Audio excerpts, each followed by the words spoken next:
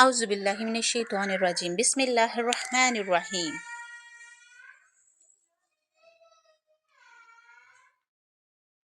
Today we will learn how to make tense made easy. हम tense किस तरह से इजी बना सकते हैं। हम तभी टेंस इजी बना सकते हैं जब हमें उनकी बेस पता होगी, बेसिक थिंग्स। तो उसमें हम सबसे पहले देखते हैं, जैसे कि आपके सामने आ रहा है लेसन आउटलाइन हमारी आज की क्या है, how many persons and their cases. कि हमारे पास पहले पता होना चाहिए ग्रामर में हमारे पास कितने पर्सन्स हैं ग्रामेटिकली पॉइंट ऑफ व्यू से, और फिर उसमें हम देखेंगे कि टेंसेस कितने हैं, और फिर हम स्टेप बाय स्टेप इसको लर्न करेंगे। We have basically 3 person, first person, second person and third person. Now the second question arise in your mind कि पर्सन्स तो हमारे पास हैं, अब फर्स्ट पर्सन क्या है, सेकंड पर्सन क्या है, और थर्ड पर्सन किसको कहते हैं। और केसेस की बात जहां तक हम कर रही थे कि हर पर्सन का एक रिलेट कर रहा होता है, हर पर्सन का सब्जेक्टिव केस भी होता है, उसी का पोजेसिव केस भी होता है, और उसी का ऑब्जेक्टिव केस भी होता है।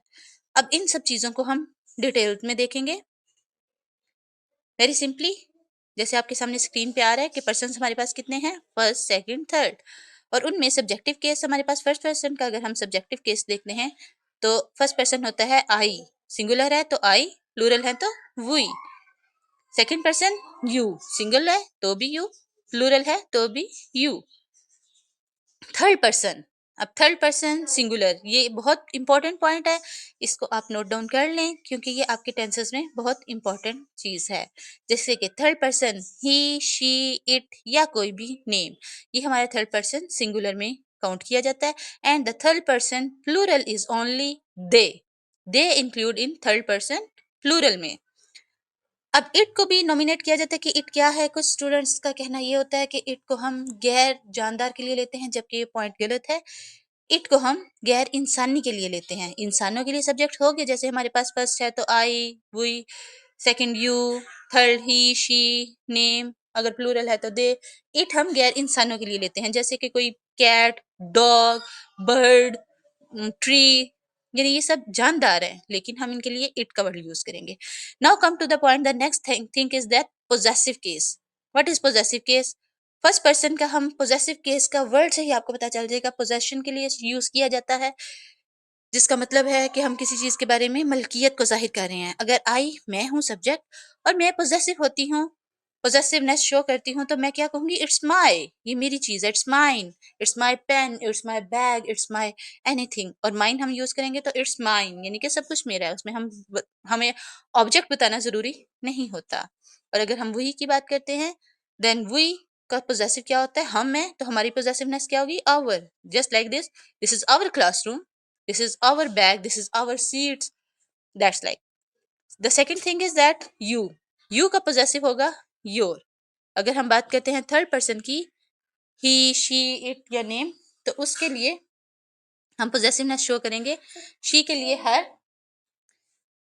he के लिए his, it का it ही रहेगा, its, name as it is name, they का them, that's mean उनका, ये उनकी चीज है, ये उनका कलम है, ये उनकी क्लास है। Next thing is that objective. What is objective? Objective का मतलब होता है, स्टूडेंट बहुत ज्यादा इसमें कंफ्यूजन कर देते हैं, कुछ बच्चे इसमें गलती कर देते हैं, जैसे कि आई में और मी में।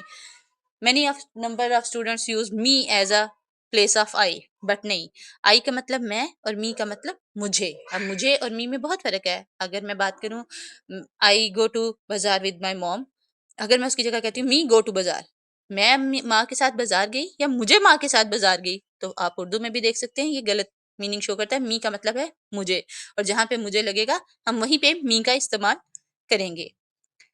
ऑब्जेक्टिव केस को बेसिकली कहा जाता है जब हम जैसे कोई सेंटेंस बनाते हैं, उसमें हम किसी चीज को एज अ ऑब्जेक्ट यूज करते हैं, किसी के ऊपर एक्शन होता है, अगर वही एक्शन हम सब्जेक्ट के ऊपर यूज करेंगे then it's called objective case. Just like I बन जाएगा मी, मुझे या हमें।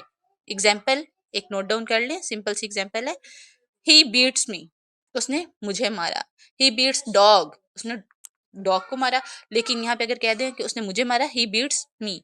इसी तरह सेम यू का एग्जैक्टली यू होगा तुम्हें, लेकिन मतलब इंग्लिश में यू है, बट लिखने में हम इसे अगर उर्दू में चेक करेंगे तो इसका मतलब बन जाएगा ऑब्जेक्टिव केस में यू तुम्हें, ही वो हिम उसको, शी वो हर उसको, इट वो इट्स उसको, नेम एग्जैक्टली नेम, दे वो ज्यादा, और देम उनको। अब यहाँ पे पॉइंट नोट कर लें, दे वो, देयर उनका, और देम उनको, यानी कि उनके ऊपर कोई एक्शन हुआ है। Hope so you will easily understand it. Kindly subscribe to the channel and like the video. Thank you. Allah Hafiz.